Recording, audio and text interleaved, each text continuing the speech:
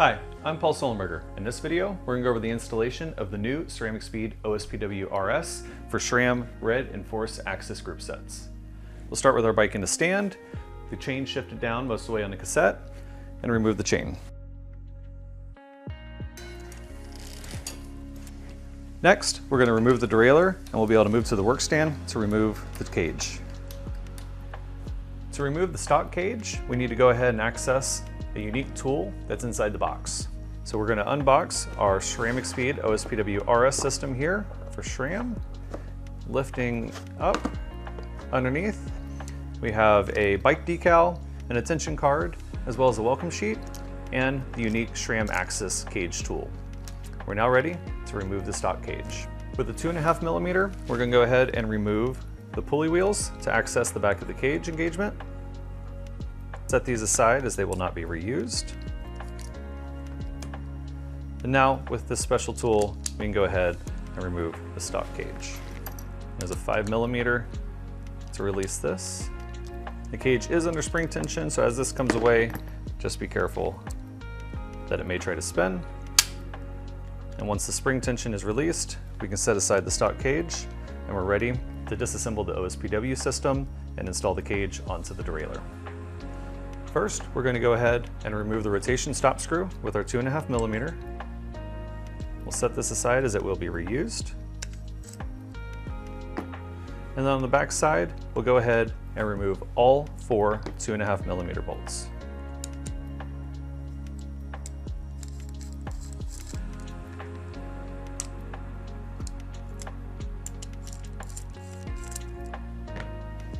Set aside the back cage plate, and we'll lift off both pulley wheels, and be sure to keep track of the ADR dust shields.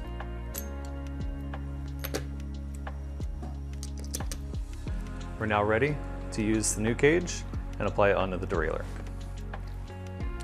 You want to go ahead and make special note of the flat side of the clutch orientation on the derailleur.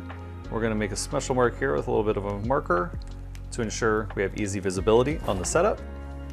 And then using the cage plate, we're going to go ahead and line up this setup and ensure it's wound all the way back opposite the rotation of the wind spring. We can go ahead and insert the spring, locating the one deeper hole in the back of the derailleur body, making sure that the spring can sit flat. We'll line up the spring other end on the cage. Here we're going to use the high spring tension setting. The low spring tension can be used for time trials or very smooth courses. And we will partially thread on the engagement nut here to secure the cage. The D-shape interface is not engaged at this time. When we bring this to finger tight, we're going to release just a quarter turn. And now we will carefully wind around, holding tightly together, line up the mark on the cage with the marker mark on the derailleur clutch. We can now go ahead and tighten this to 6 Newton meters and secure the cage onto the derailleur body.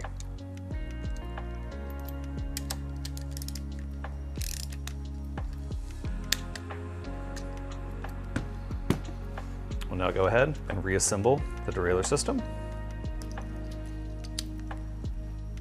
Note on the pulley wheels that the etching and the rotation arrows go towards the face of the derailleur body, lining up on the metal towers here.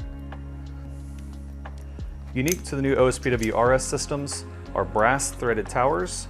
They do not need lubrication, and everything goes together nicely with a 1.5 Newton meter torque value. This can be done by hand, as the screw itself will deform before the threads break free. Now with the cage reassembled, make sure the pulleys are spinning nicely. We're going to reinstall onto the bike before placing the rotation stop screw back in place. We're now ready to go ahead and reinstall our derailleur back onto our bike. Again, this is with a 5 millimeter. Now we can easily hold the cage down to reinstall the rotation stop screw. This is a 2.5 millimeter, roughly at 2 Newton meters.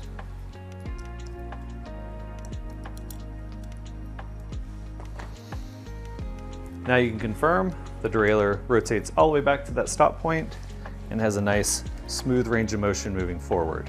The clutch will engage and give a little resistance as you go forward, and then have a nice, easy movement to the back.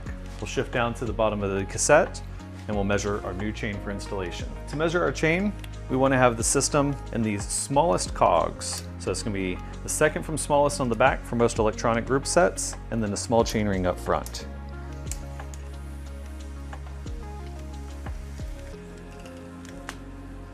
We'll go ahead and bring the system together, making sure everything's lined up, and have just a little bit of tension and engagement on the derailleur itself, and then it's -1 link.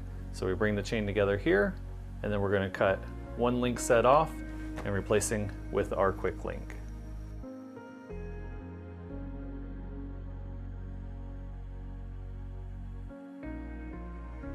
We're now going to go ahead and shift through the gears, confirming our upper and lower stop limits as well as our B gap.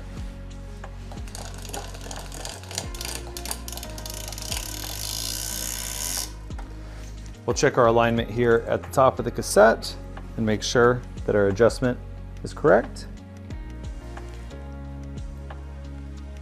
And while in a small ring, we'll go ahead and check that we're between 5 and 8 millimeters of adjustment between the cassette and the upper pulley. And we can go ahead and shift down to the smallest cog and into the big ring.